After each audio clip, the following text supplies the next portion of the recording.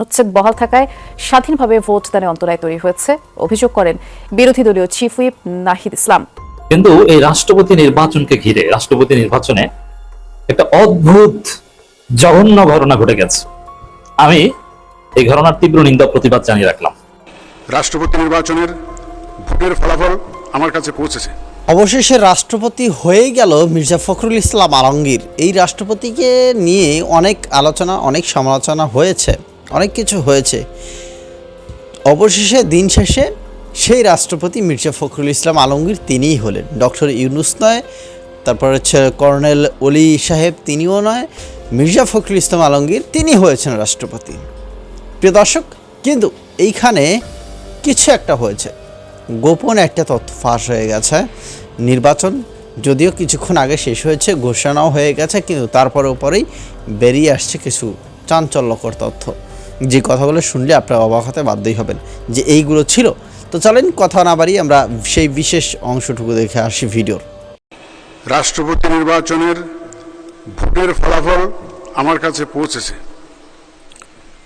আমি এখন তা জানিয়ে দিচ্ছি। মোট ভোটার ৩৪৯ জন। মুদ্রিত মোট ব্যালট পেপারের সংখ্যা ৩৪৯টি।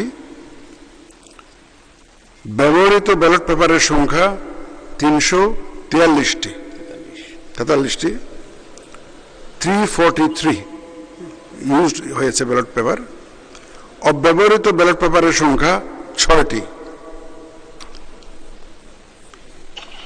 বৈধ ব্যালট পেপারের সংখ্যা 343, মানে 343, অল আর ভ্যালিড।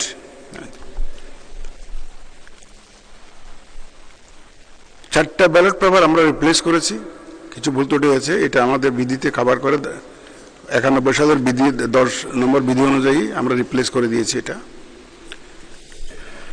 বৈধ ব্যালট পেপারের মধ্যে ডক্টর অলি আহমদ বীর বিক্রম পেয়েছেন 88টি ভোট, 88 ভোটস, এবং জনাব মির্জা ফখরুল ইসলাম আলমগীর পেয়েছেন 255 ভোট, 255।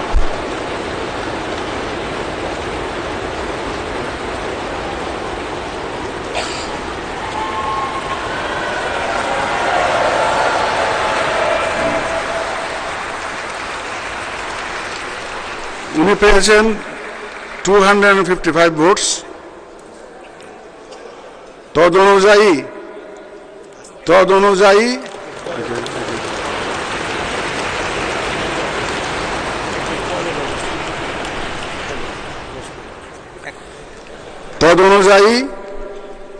আমি ঘোষণা করছি যে জনাব মির্জা ফখরুল ইসলাম আলমগীর, পিতা মির্জা রুহুল আমিন, ঠিকানা গ্রাম কালীবাড়ি, ডাকঘর ঠাকুরগাঁও 5100, ঠাকুরগাঁও সদর, ঠাকুরগাঁও পৌরসভা, ঠাকুরগাঁও জেলা, সর্বোচ্চ সংখ্যক ভোটপ্রাপ্ত হওয়ায় রাষ্ট্রপতি পদে যথাযথভাবে নির্বাচিত হয়েছেন।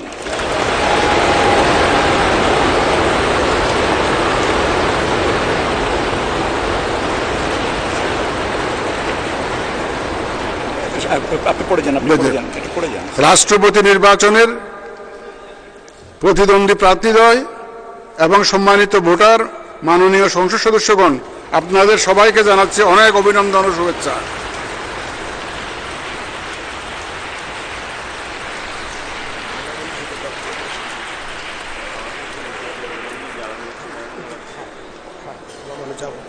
না রাখেন এখন না রাখেন তো, আমি তো এখানে আছি, আপনাদের অ্যাডভান্স করছি।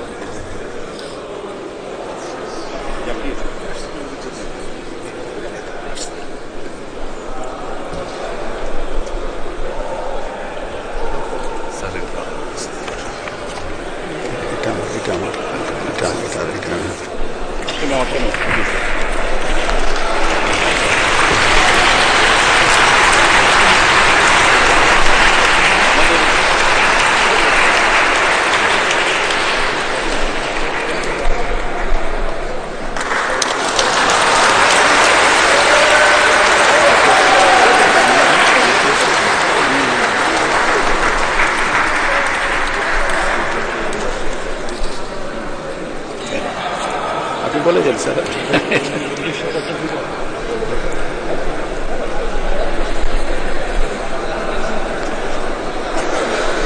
আমি পরে সময় নিয়ে দেবো নাকি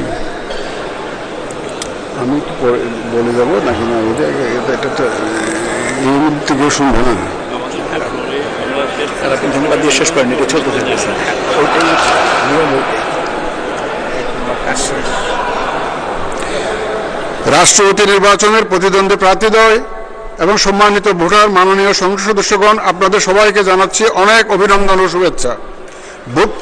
ভোট গ্রহণ কার্যক্রমে অংশগ্রহণ ও সার্বিক ব্যবস্থাপনায় সর্বাত্মক সহযোগিতা প্রদানের জন্য জাতীয় সংসদ সচিবালয়ের সকলকে আন্তরিক ধন্যবাদ জানিয়ে ভোট গ্রহণ কার্যক্রমের সমাপ্তি ঘোষণা করছি। আল্লাহ হাফেজ।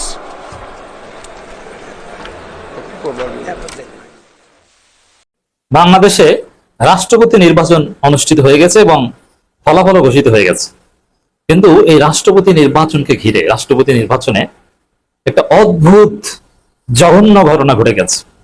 আমি এই ঘটনার তীব্র নিন্দা প্রতিবাদ জানিয়ে রাখলাম। দর্শক, বাংলাদেশ একটা নাট্যমঞ্চ, আমরা সেই নাট্যমঞ্চের দর্শক। জাতীয় সংসদ জনগণের ট্যাক্সের টাকায় চলে। জাতীয় সংসদ কোনো হেলাফেলা ফাইজলামি নাটকের জায়গা না, একটা ভাব গাম্ভীর্যপূর্ণ একটা জায়গা। জাতীয় সংসদে প্রতি মিনিটে 2,86,000 টাকা খরচ হয়। অনেকে বলবেন এটা কিভাবে খরচ হয়? জাতীয় সংসদের স্টাফ, ওখানে প্রযুক্তি, বিদ্যুৎ বিল এবং এমপিদের বেতন টেতন সব মিলিয়ে প্রতি মিনিটে 2,86,000 টাকার মতো এভারেজ একটা কাছাকাছি। এটা কখনো কম বেশি হয়, বেতন বাড়লে আরো বেশি খরচ হবে। এত এক্সপেন্সিভ একটা জায়গা, এটা কোনো নাট্য মঞ্চ হতে পারে না। জনগণের ট্যাক্সের টাকা খরচ করে নির্বাচনের নামে আমরা একটা ফাজলামি দেখলাম। কি অদ্ভুত দেখেন, এই নির্বাচনে কোনো দাম নাই, সবাই জানে। কে নির্বাচিত হবেন, কিভাবে নির্বাচিত হবে সবাই জানে। কে কাকে ভোট দিবে এটা ফিক্সড করে দেয়া, এদিক ওদিক ভোট দেওয়ার কোনো সুযোগ নাই, সব ক্লিয়ার। তো দর্শক, এই জায়গায় ভোট দিতে গেছে প্রধানমন্ত্রী, ভোট দিয়ে ছবি তুলেন, বিরোধী দলীয় নেতাও ভোট দিয়ে ছবি তুলেন, এবং এমপিরা ভোট দেন। তারা বলেন যে কি জন্য ভোট দিছি, আবার ভোট দিয়ে বলেন এটা তো ফেসিবাদী কাঠামো। ভোট দিয়ে তারপরে বলেন ফেসিবাদী কাঠামো, তাহলে আপনি ভোটটা দিলেন কেন? আবার সবাই বলেন যে নির্বাচনের ফলাফল কি হবে তা তো সবাই জানি, তাহলে এই আয়োজনের দরকারটা কি? রাষ্ট্রপতি প্রার্থী আরেকজন, তিনি সংসদে ঢুকতেই পারেন না, তিনি তার বাসায় বসে ভিডিওতে কথা বলেন। এই নাটকীয়তার দরকারটা কি এত টাকা খরচ করে? আচ্ছা, একটু চিন্তা করেন, এই রাষ্ট্রপতি নির্বাচনের গেজেট, তফসিল, ভোটার তালিকা তৈরি, ভোট গ্রহণ, ফলাফল সব মিলে কত টাকা খরচ হয়েছে? কোটি কোটি টাকা খরচ হয়েছে। কি দরকার এত কোটি টাকা খরচ করার? এর কোনো তাৎপর্য আছে? এই ভোটের নামে নাটকীয়তার কি প্রয়োজন ছিল? দর্শক, এখানে পুরো নির্বাচনে মানে আমার কাছে একটা তামাশা মনে হয়েছে। ভোট দেন, বলেন যে এখানে ভোট দিছি কেন? আরে তাহলে আপনি দিলেনটা কেন? আপনি নিজেই বলেন যে ভোট দিলাম কেন? আপনি বলছেন যে ফেসিবাদী কাঠামো, তাহলে সেই ফেসিবাদী কাঠামোতে আপনি নিজে অংশগ্রহণ করে আবার ছবিও তুলছেন। তো দর্শক, এখানে একটা ওয়াইজ, একটা স্মার্ট মুভ মনে হয়েছে চরমোনাই এমপি। চরমোনাই দল হিসেবে তারা ঠিক করে দিয়েছে, ইটস ভেরি ওয়াইজ। রাষ্ট্রপতি নির্বাচনে চরমোনাইয়ের যে একজন এমপি আছে তিনি ভোট দেন নাই। গাজী নজরুল ইসলাম ভোট দিয়েছেন কিনা নট শিওর। তো এখানে ভোট না দেওয়াটাই ওয়াইজ। এখানে ভোট দেবো কেন? এটা কি, এটা কি ভোট? এটা গণতন্ত্রের জন্য একটা কলঙ্কজনক অধ্যায়। এখানে বিনা প্রতিদ্বন্দ্বিতায় অতীতে 35 বছর যাবত যেটা হয়েছে, একজন রাষ্ট্রপতি ঠিক করে দিলেই হতো।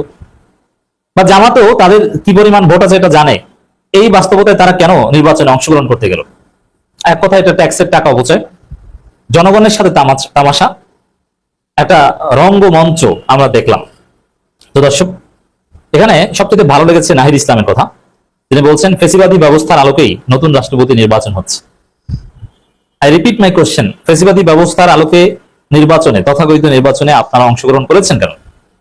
এর মধ্য দিয়ে জামাত এনসিপির যে জুলাই সনদের দাবি, এটা আরো হালকা হয়ে গেল। আপনি 70 অনুচ্ছেদ যেখানে মানতে বাধ্য না, সেখানেও মানলেন। ওই সাহেকে চরমোনাইয়ের মতো বলতে হয় যে আপনি নারীদের সাথে টক শোতে যাবেন, এটা কি ফরজ? তারপর আপনি কেন যান? তিনি বলেছেন যদিও তারা ওই নারীদের দেখেন, তারা ঠিকই ওই টক শো দেখেন, আবার বলেন যে গেছেন কেন, হোয়াটএভার।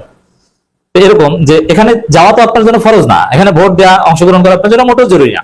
বরং আপনি প্রতিবাদ জারি রাখতেন, আপনি বলতেন যে না, 70 অনুচ্ছেদ কেন বাতিল হওয়া দরকার, রাষ্ট্রপতি নির্বাচনে একটা সুন্দর ব্যবস্থা হওয়া দরকার। এভাবে রাষ্ট্রপতি নির্বাচন হতে পারে না।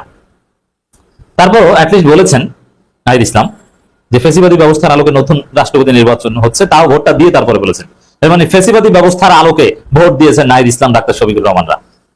এটা একটা কলঙ্কজনক অধ্যায় হয়ে থাকবে এবং জামাত এনসিপি রাজনীতির এটা একটা সেটব্যাক, এটা একটা সমালোচনা। ভবিষ্যতে দেখবেন যখন জুলাই সনদ গণভোট নিয়ে জোরালোভাবে কথা বলবে জামাত এনসিপি, তখন বলবে যে আপনারাও তো এই ব্যবস্থার অধীনে ভোট দিয়েছেন, এত কথা বলেন কেন? যেমন অনেকে বলে না এখন, যখন রাষ্ট্রপতি শাহাবুদ্দিন চুপ্পুর পদত্যাগ চেয়েছিলাম আমরা, তখন অনেকে বলতো এই যে এনসিপির আজকে নেতা যারা উপদেষ্টা ছিলেন, তারা তো এই চুপ্পুর হাতে শপথ নিয়েছিলেন, তাহলে এখন তার পদত্যাগ চাইছেন কেন? এরকম যে আপনারা এখন জুলাই সনদ চাইছেন, আপনারা তো এই সিস্টেমের অধীনে ভোট দিয়েছেন, যে ভোট দেওয়াটা আপনার জন্য মোটেও জরুরি ছিল না। বলে জামাত বলে কি যে গণতন্ত্রের সাথে, আরে কিসের গণতন্ত্রের সাথে? এটা তো অগণতান্ত্রিক, এটা তো গণতন্ত্রের বিরুদ্ধে গেল। এখানে গণতন্ত্র আসলো কোথা থেকে? যে প্রক্রিয়া আপনারা রাষ্ট্রপতি নির্বাচনের নামে বা নির্বাচনের একটা তামাশায় অংশগ্রহণ করলেন, এখানে গণতন্ত্রের উপকারটা হয়েছে কোথায় বলেন? বলে যে গণতন্ত্রের স্বার্থে জনগণকে ভূগোল বোঝান। তো দর্শক, আবার আমাদের স্বরাষ্ট্রমন্ত্রী বলছেন 70 অনুচ্ছেদের পরিবর্তন এনেই পরবর্তী রাষ্ট্রপতি নির্বাচন। তো 70 অনুচ্ছেদের পরিবর্তন যেহেতু আনবেনই, আপনারা এবার 70 অনুচ্ছেদটা বাতিল করতেন, বিশেষ বিধান করতেন, অর্ডিন্যান্স করতেন, নানান ভাবে করা যায় না, সেটা করলেন না। আর যেহেতু সেটা করছেই না, তো জামাত বলে দিতে যে না, এটা ওই যেদিন সংশোধন করবে তারপর থেকে আমরা নির্বাচনে অংশগ্রহণ করবো, তার আগে আমরা এই নির্বাচনে নাই।